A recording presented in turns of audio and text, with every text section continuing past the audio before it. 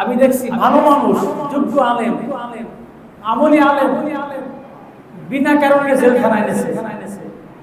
যখন আলাপ করে বাসা বাড়ি বসে এত কথা বলার দরকার, ইমানদার মুসল্লি দাড়িওয়ালা, ইমাম সাহেবের এত কথা বলার দরকার কি? তার মানে সেও খুশি ইমামের জেলখানায় এনেছে সত্য কথা বলার কারণে, মুসল্লিও খুশি। আছে না নাই?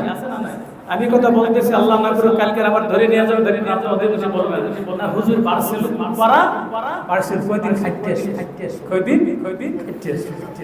অথচ এই যত কথাগুলো শুনাইলাম, বললাম, একটা আমার কথা বলছি, একটা আমার কথা বলছি, কোরআনের কথা বললাম, হাদিসের কথা, আমার আসুন আমরা সেই ইমানের অধিকারী হই যে আল্লাহকে রব স্বীকার করছি।